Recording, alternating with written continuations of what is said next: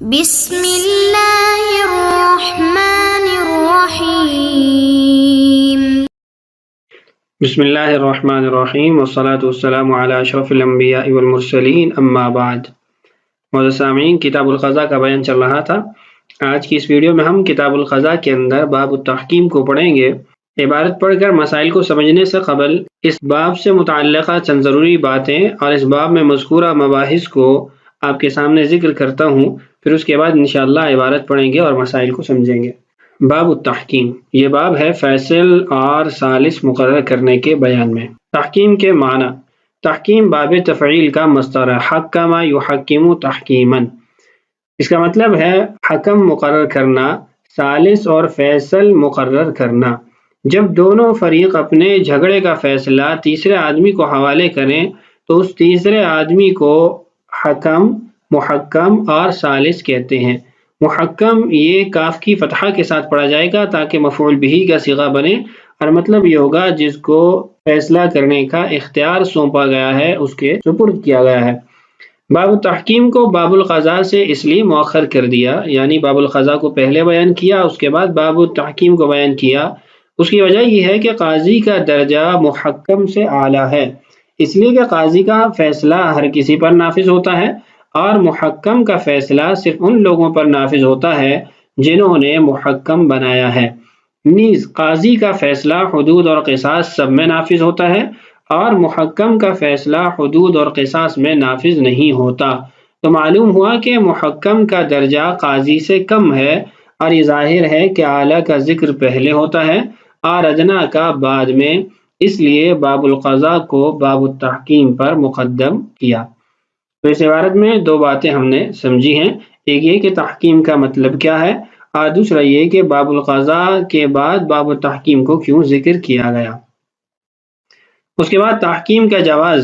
تحکیم کا جواز کتاب اللہ، سنت اور اجماع تینوں سے ثابت ہے۔ کتاب اللہ سے دیکھیے، چنانچہ کتاب اللہ میں ارشاد خداوندی ہے وَإِنْ خِفْتُمْ شِقَاقَ بَيْنِهِمَا فَابْعَثُوا حَكَمًا مِّنْ أَهْلِهِ وَحَكَمًا مِّنْ أَهْلِهَا۔ 5ویں پارے کی آیت ہے۔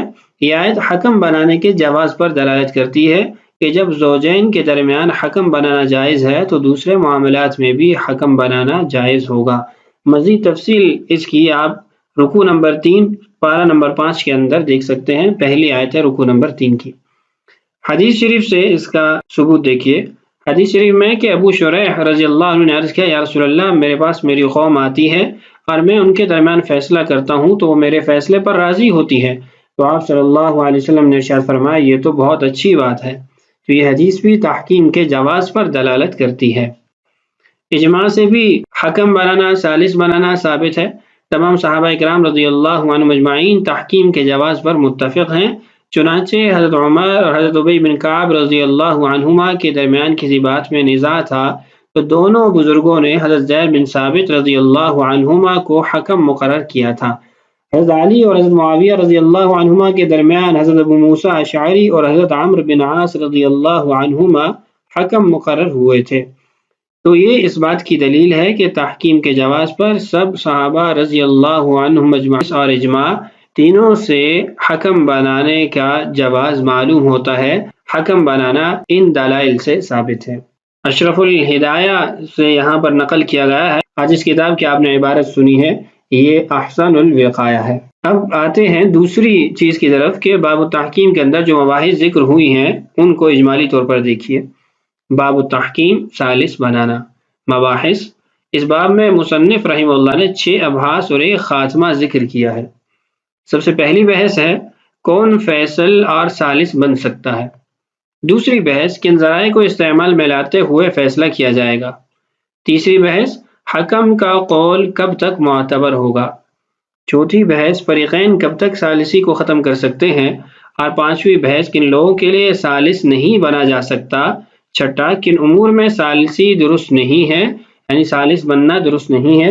اور 7ویں چیز خاتمہ تھی، تو خاتمہ کے تحت 3 مسائل مذکور ہیں جن کا عنوان یہ ہے کہ قاضی کو ولایت عامہ جبکہ ثالث کو ولایت خاصہ حاصل ہوتی ہے۔ تو یہ مباحث انشاءاللہ اس باب کے اندر ہم پڑھیں گے۔ آئیے اب عبارت پڑھ لیتے ہیں، پھر ایک کے بعد دیگرے تمام مسائل کو سمجھتے ہیں۔ बाब तहकीम वसह तहकीमुल खस्मैन मन सलुह क़ादियन वलज़िमहुमा हुक्मुहु बिलबय्यिनति वन्नुकूल वल्इक़रार वइख़बारुहु बिइक़रार अहदिल खस्मैन व बिअदालति शाहिदैन हाल विलायतिही अय सह इख़बारुहु बिइक़रार अहदिल खस्मैन व बिअदालति शाहिदैन फ़ी ज़मान विलायतिही लिअन्न इख़बारहु हाल विलायतिही क़ाइमुन मक़ाम शहादति रजुलैन बिख़िलाफ़ मा इज़ा अख़बर बअदल विलायति लिअन्नहु इल्तहक़ बिवाहिद मिन अर्रिआया फला बुद्द मिन अश्शाहिदिल आख़र वबिख़िलाफ़ मा इज़ा अख़बर बिअन्नहु क़द हकम लिअन्नहु इज़ा हकम इनअज़ल फला युक़बलु इख़बारुहु वलिकुल्लिन मिनहुमा अन यर्जिअ क़ब्ल हुक्मिही वला यसिह्हु हुक्मुल मुहक्कमी वल मुवल्ला लिअबवैहि व वलदिही व इर्सिही कमा ला तसिह्हु अश्शहादतु लिहाउलाइ वला तहकीम फ़ी हद्द व क़वद लिअन्नहुमा ला यमलिकान दमहुमा वलिहाज़ा ला यमलिकान इबाहतहु क़ालू वसह फ़ी साइरिल मुज्तहदात वला युफ़्ता बिही दफ़अन लितजासुरिल अवामी क़ाल मशाइख़ुना इन्न तख़सीस हाज़िहि अर्रिवाया वहिय क़ौलुहु वला यजूज़ु अत्तहकीम फ़िल हुदूद वल क़िसास यदुल्लु अला जवाज़ि अत्तहकीम फ़ी जमीइल मुज्तहदात कल किनायात व फ़स्ख़िल यमीन व नहविहिमा व तख़सीसुल मुज्तहदात बिज़्ज़िक्र लैसा लिनफ़यिल हुक्म अम्मा अदाहु फ़इन्नमा लैसा लिल-इज्तिहाद फ़ीहि मसाग़ कस्साबित बिल-किताब अव अस्सुन्नति अल-मशहूरति अव अल-इज्माअ ला शक्क फ़ी सिह्हति अत्तहकीम फ़ी ज़ालिक व फ़ाइदतुहु इल्ज़ामुल ख़स्म फ़इन्नल मुतबायिअैन इन हक्कमा हकमन फ़ल-मुहक्कमु युजबिरुल मुश्तरी अला तस्लीम अस-समन वल बाइअ अला तस्लीम अल-मबीअ व मन इम्तनअ यहबिसुहु फ़ज़करा अल-मुज्तहदात लियदुल्ल अला गैरिहा बित्तरीक़िल औला वइज़ा सह्ह अत्तहकीम फ़ी जमीइल क़ज़ाया ला युफ़्ता बिज़ालिक लिअन्नल अवाम यतजासरून अला ज़ालिक फ़यक़िल्लु अल-इहतियाजु इलल क़ाज़ी फ़ला यब्क़ा लिहुक्कामि अश-शर'i रौनक़ुन वला लिल-महकमति जमालुन व ज़ीनतुन व हुक्मुल मुहक्कमी फ़ी दमि ख़तइन बिद्दियति अलल आक़िलति ला यनफ़ुज़ु लिअन्नल आक़िलत लम युहक्किमुहु व कज़ा इन हक्कम बिद्दियति अलल क़ातिल ला यनफ़ुज़ु अयज़न फ़यनक़ुज़ुहु अल-क़ाज़ी व यक़ज़ी अलल आक़िलति लिअन्न हुक्मल मुहक्कमी मुख़ालिफ़ुन लिमज़हबिल क़ाज़ी व मुख़ालिफ़ुन लिन-नस्स व हुव क़ौलुहु अलैहि अस्सलातु वस्सलाम क़ूमू फ़दूहु व मअना अदम निफ़ाज़िही अलल आक़िला अन्न लिल-मुहक्कमी ला यकूनु विलायतु तलब अद-दियति मिनल आक़िलति व हब्सुहुम इन इम्तनअू फ़इन रुफ़िअ हुक्मुहु इला क़ाज़िन आख़र इन वाफ़क़ मज़हबहु अमज़ाहु व इल्ला अबतलहु अय लैसा हुक्मुल मुहक्कमी मिस्ल हुक्मिल मुवल्ला फ़ी अन्नल मुख़्तलफ़ फ़ीहि यसीरु मुजमअन अलैहि बिही। यह हमारे सबक की इबारत। सबसे पहली बहस ये है कि कौन फैसल और सालिस बन सकता है। तो फरमाते हैं वसह तहकीमुल खस्मैन मन सलुह क़ाज़ियन, जो काजी बन सकता है उसको फ़रीक़ैन सालिस भी बना सकते हैं, सालिस मुक़र्रर कर सकते हैं। यानी काजी के लिए जिन सिफ़ात का होना ज़रूरी है, सालिस के लिए भी उन सिफ़ात का होना ज़रूरी है।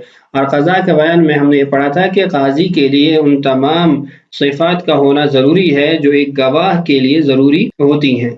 उसमें हमने ये कहा था कि मुसलमान हो, आक़िल हो, बालिग़ हो, आज़ाद हो, महदूद फ़िल क़ज़्फ़ न हो, अंधा न हो, बहरा न हो।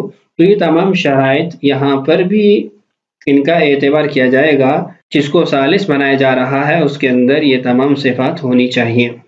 और फासिक़ और औरत के बारे में जो हमने बाबुल क़ज़ा के अंदर मबाहिस पढ़ी थी, उन तमाम मबाहिस का यहाँ पर भी एतबार किया जाएगा।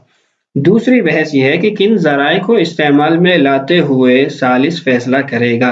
फरमाते हैं वलज़िमहुमा हुक्मुहु बिलबय्यिनति वन्नुकूली वल्इक़रारी, फ़रीक़ैन को सालिस का हुक्म और फैसला लाजिम हो जाएगा, उसका मानना ज़रूरी होगा जब वो बय्यिना के ज़रिए फैसला करे या फिर नुकूल। नुकूल कहते हैं कि मुद्दाई के पास बय्यिना नहीं थी, मुद्दा अलैह को कसम उठाने का कहा गया तो उसने कसम नहीं उठाई, तो फिर भी मुद्दाई के हक़ में फैसला कर दिया जाएगा।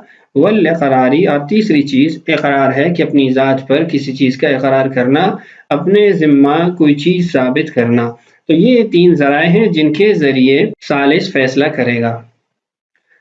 तीसरी बहस है कि हकम का कौल कब तक मोतबर होगा। तो जैसा कि हम किताबुल क़ज़ा में ये बात पढ़ चुके हैं कि जब तक काजी के पास منصب قضا ہوتا ہے تو اس کی گواہی اس کی بات دو گواہوں کے برابر ہوتی ہے، ایسے ہی ثالث کا بھی حکم ہے کہ جب تک وہ ثالث ہے تو اس کی بات کا اعتماد اور اعتبار ایسے ہی کیا جائے گا۔ جب وہ اپنے عہدہ ثالثی سے معزول ہو جاتا ہے تو اس کا حکم بھی قاضی والا ہوگا، کہ جیسے قاضی کے بیان میں ہم نے یہ کہا تھا کہ جب اس کو عہدے سے ہٹا دیا گیا تو اس کی گواہی فرد واحد کی گواہی ہے، وہ رعایا کے ایک عام آدمی کی طرح گواہی کے اعتبار سے ہو جائے گا۔ تو یہاں پر بھی ایسا ہی ہے کہ ثالث بھی حکمن قاضی کی طرح ہی ہوگا۔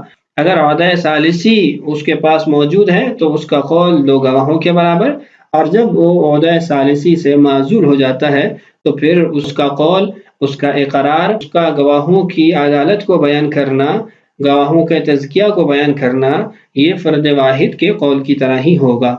عبارت پڑھ کے مزید سمجھتے ہیں۔ وہ اخبارہ مضاف الیہ فاعل ہے اور اس کا فعل ہے صح، صح کے اوپر یہ عطف ہوگا، ای صح اخبارہ، اور ثالث کا خبر دینا درست ہے، بے قرار احد الخصمین، دونوں فریقین میں سے کسی ایک کے اقرار کا کہ فلاں نے اس بات کا اقرار میرے سامنے کیا ہے، وبعدالۃ الشاہدین، یا پھر گواہوں کا عادل ہونا، اس چیز کو وہ بیان کرے، یہ دونوں درست ہوں گے۔ حال ولایتہ، اس وقت جب اس کے پاس ثالثی کا عہدہ موجود ہے، یعنی دو قیدیں یہاں پر ہیں۔ پہلی قید یہ ہے کہ اقرار احد الخصمین وبعدالۃ الشاہدین، کہ فریقین میں سے کسی ایک کے اقرار کا بتانا یا گواہوں کے تزکیہ کی خبر دینا، ان کے عادل ہونے کی خبر دینا، یہ پہلی قید ہے۔ اور حال ولایت یعنی ایسے وقت میں جب وہ ثالث ہے تو یہ دونوں باتیں جب جمع ہو گئیں، صح اخبارہ، تو اس کی بات کا اعتبار کیا جائے گا۔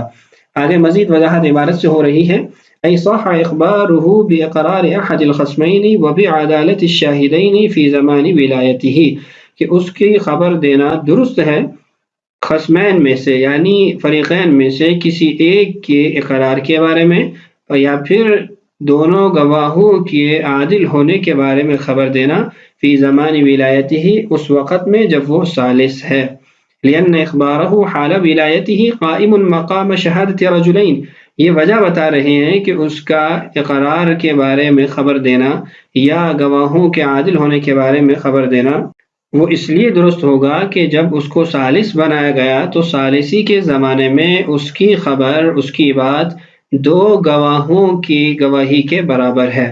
آگے دو مسئلے ذکر ہیں جن کے اندر ان دونوں قیودات میں سے ایک قید نہیں ہے۔ دیکھیے، بخلاف ما اذا اخبر بعد الولایت، یہاں پر دوسری قید موجود نہیں ہے، یعنی وہ ثالثی کے زمانے میں ہو۔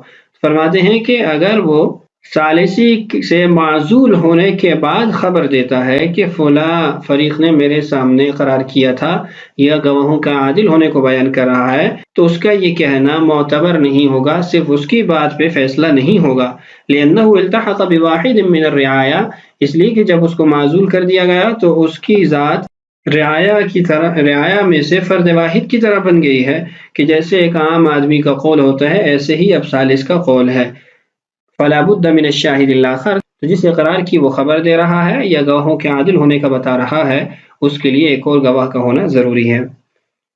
وبخلاف ما اذا اخبر بانه قد حکم، اور اسی طرح اگر وہ فریقین میں سے کسی ایک کے اقرار کی خبر تو نہیں دے رہا اور نہ ہی گواہوں کے عادل ہونے کی خبر دے رہا ہے، بلکہ وہ اس بات کا بتا رہا ہے کہ اس نے یہ فیصلہ کر دیا تھا، وہ یہ فیصلہ کر چکا ہے، اس کا بھی اعتبار نہیں کیا جائے گا۔ وجہ کیا ہے؟ لأنه اذا حکم انعزل، وجہ یہ ہے کہ جب اس نے فیصلہ کر دیا تو اس کا عہدہ ثالثی ختم ہو گیا ہے۔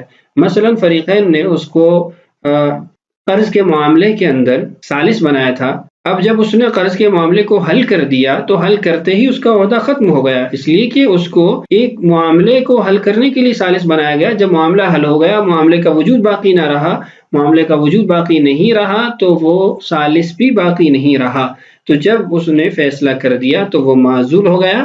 اب بعد میں اگر وہ کہتا ہے کہ میں نے یہ فیصلہ کر دیا تھا، تو اس کے اس فیصلے پر گواہوں کا ہونا ضروری ہے جو اس بات کی گواہی دے کہ اس نے فیصلہ کیا تھا، صرف اس کے قول کا اعتبار نہیں کیا جائے گا۔ اس کے بعد چوتھی بحث ہے کہ اگر فریقین میں سے کوئی اس ثالثی کو ختم کرنا چاہتا ہے تو کیسے ختم کرے گا؟ تو کہتے ہیں وَلِكُلٍّ مِّنْهُمَا أَن يَرْجِعَ قَبْلَ حُكْمِهِ، ان دونوں میں سے ہر ایک کو یہ حق حاصل ہے کہ ثالث کے فیصلہ کرنے سے قبل وہ اپنی اس بات سے پیچھے ہٹ جائے، وہ اس کے ثالثی کے اختیار کو ختم کر دے. یعنی جو انہوں نے اس کو ثالث بنایا تھا تو ان میں سے ایک نے بھی اگر کہہ دیا کہ بھائی میں اس کی ثالثی پہ راضی نہیں، یا یہ ثالث نہیں ہے، یہ ہمارا فیصلہ نہ کرے، اس صورت کے اندر اس کی ثالثی ختم ہو جائے گی، اس لیے کہ دونوں کی رضامندی سے وہ ثالث مقرر ہوا تھا. فیصلہ کرنے تک دونوں کا اس کے ثالث بننے پر راضی ہونا یہ ضروری ہے. اگر ان میں سے ایک بھی پیچھے ہٹ جاتا ہے، ایک بھی انکار کر دیتا ہے، تو اس کا وعدہ ثالثی ختم ہو جائے گا. اگلی بحث یہ ہے کہ کن لوگوں کے لیے ثالث نہیں بنا جا سکتا. فرماتے ہیں وَلَا يَصِحُّ حُكْمُ الْمُحَكَّمِ وَالْمُوَلَّى لِأَبَوَيْهِ وَوَلَدِهِ وَعِرْثِهِ، کہ محکم اور مولا سے مراد قاضی ہے، کہ قاضی اور ثالث یہ دونوں اپنے والدین کے لیے، اپنی اولاد کے لیے اور اپنی بیوی کے لیے فیصلہ نہیں کر سکتے. یعنی اصول کے لیے، فروع کے لیے اور رشتہ زوجیت اپنی بیوی کے لیے وہ فیصلہ نہیں کر سکتے، اس لیے کہ اس فیصلے کے اندر اگر نفع ہوتا ہے تو اس کی ذات کو پہنچتا ہے، گویا وہ اپنی ذات کے لیے ثالث بنا ہے. كما لا تصح الشهادة لهؤلاء، جیسے ان لوگوں کے لیے گواہ بننا درست نہیں ہے، ایسے ہی ان لوگوں کے لیے فیصلہ بھی نہیں کیا جا سکتا. اس کے بعد ہے کہ کن امور کے اندر حکم بننا درست نہیں ہے. فرماتے ہیں وَلَلتَّحْكِيمُ فِي حَدٍّ وَقَوَدٍ، کہ حدود اور قصاص کے اندر ثالث نہیں بنایا جا سکتا. لِأَنَّهُمَا لَا يَمْلِكَانِ دَمَهُمَا وَلِهَذَا لَا يَمْلِكَانِ إِبَاحَتَهُ، اس کی وجہ یہ ہے کہ یہ دونوں اپنے خون کے مالک نہیں ہیں، اس لیے جب وہ ایک چیز کے مالک نہیں ہیں تو اس کو مباح بھی نہیں قرار دے سکتے. ثالث کا جو فیصلہ ہوتا ہے وہ فریقین کی رضامندی سے ہوتا ہے، فریقین اس کو ثالث بنانے پر راضی ہوتے ہیں تو انہی کے بارے میں وہ فیصلہ کر سکتا ہے. ان دونوں کے علاوہ کسی اور کی ذات پر اس کا فیصلہ نافذ نہیں ہوتا، نہ ان کے لیے وہ فیصلہ کر سکتا ہے. تو حدود یہ اللہ کا حق ہے اور اللہ کے حق کے بارے میں بھی وہ فیصلہ نہیں کر سکتا. شارح رحمہ اللہ نے یہاں پر قصاص کے اندر ثالث نہ بنانے کی علت تو ذکر کی ہے، لیکن حد کے اندر ثالث نہ بنانے کی علت ذکر نہیں کی. حد کے مسئلے کی علت یہ ہے، ثالث کا حکم وہ صلح کے مرتبے پر ہوتا ہے، اور جن امور کے اندر صلح جائز ہوتی ہے ان امور کے اندر ثالث بنا جا سکتا ہے. تو حدود ایسے اوامر ہیں کہ جن کے اندر صلح نہیں کی جا سکتی، وہ اللہ کا حق ہے، اور جب اللہ کا حق ثابت ہو جاتا ہے تو اس کی ادائیگی کرنی پڑتی ہے. جب کسی پر حد ثابت ہو گئی تو اس پر حد جاری کی جائے گی. تو جن امور کے اندر انسانوں کو صلح کرنے کا اختیار نہیں ہے تو ان امور کے اندر ثالث بھی نہیں بنا سکتے. آگے فرماتے ہیں قالوا وصح فی سائر المجتہدات، مشائخ رحمہ اللہ نے فرمایا کہ حکم بنانا تمام مجتہد فی مسائل کے اندر درست ہے. ولا یفتیٰ بہ، لیکن اس چیز کا فتویٰ نہیں دیا جائے گا. وجہ یہ ہے دفعا لتجاسر العوام، کہ عوام اس معاملے میں دلیر ہو جائے گی، اپنی مرضی سے حکم مقرر کریں گے، اپنی مرضی کے فیصلے ان سے کروائیں گے، عدالت اور قاضی سے دور ہوں گے. قال مشائخنا، ہمارے مشائخ فرماتے ہیں ان تخصیص هذه الرواية وهي قوله ولا يجوز التحكيم في الحدود والقصاص يدل على جواز التحكيم في جميع المجتهدات كالكنايات وفسخ اليمين ونحوهما. ہمارے مشائخ رحمہ اللہ نے فرمایا کہ ولا يجوز التحكيم في الحدود والقصاص کی روایت ہے، عبارت ہے، اس کو خاص طور پہ ذکر کرنے کی وجہ یہ ہے کہ یہ عبارت اس بات پر دلالت کرے کہ تمام کے تمام مجتہدات کے اندر فیصلہ کرنا درست ہے، جائز ہے. اس لیے کہ حدود و قصاص تو ایسے معاملات ہیں جو متفق علیہ ہیں، منصوص علیہ ہیں، تو جب اس کو ذکر کر دیا تو مطلب یہ ہے کہ بقیہ مجتہدات کے اندر، مجتہد فی مسائل کے اندر حکم بنانا درست ہے. آگے دو مثالیں دی ہیں، کل کنایات و فسخ الیمین، جیسے کنایات اور فسخ یمین ہے، یمین کو فسخ کرنا، اور اس جیسے دیگر مسائل. کنایات اور فسخ یمین کو سمجھ لیجئے. کنایات کا مطلب یہاں پر یہ ہے کہ کچھ الفاظ ایسے ہوتے ہیں جو طلاق کے اندر سری نہیں ہوتے، ان کو الفاظ کنایہ کہا جاتا ہے.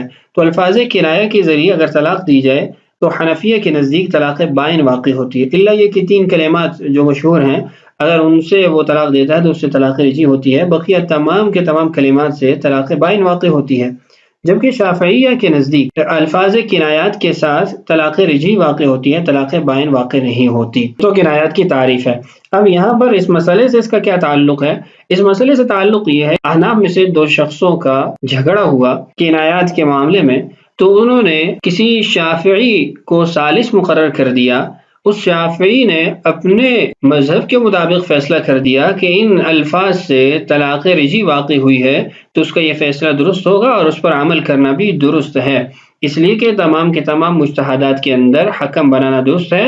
اور حکم نے جب اپنے مذہب کے مطابق فیصلہ کر دیا، چاہے وہ فریقین کے مذہب کے مطابق نہ ہو، پھر بھی اس کا یہ فیصلہ درست ہے، اس پر عمل کیا جائے گا.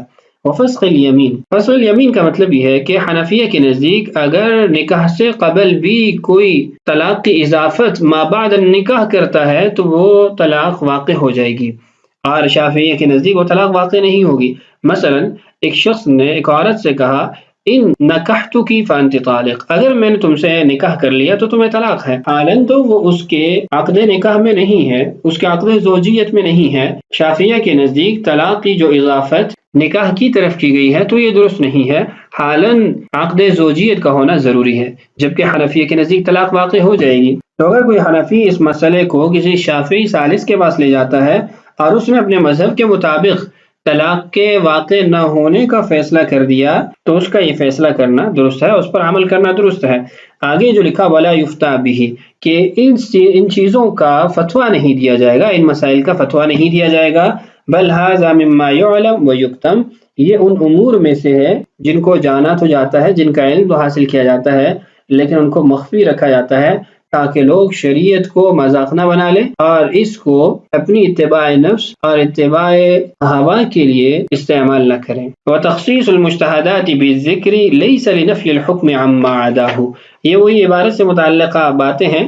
اور ایک اعتراض کا جواب ہے، مجتہدات کا جب لفظ ذکر کیا تو اس کا مطلب یہ نہیں ہے کہ صرف مجتہدات کے اندر ہی حکم بنایا جا سکتا ہے. یہ متن کے اندر جو عبارت ہے اس کی وضاحت ہے کہ جو مجتہدات کو تخصیصاً ذکر کیا گیا، خاص طور پہ ذکر کیا گیا، اس کا مطلب یہ نہیں ہے کہ غیر اجتہادی مسائل کے اندر حکم بنانا درست نہیں ہوگا.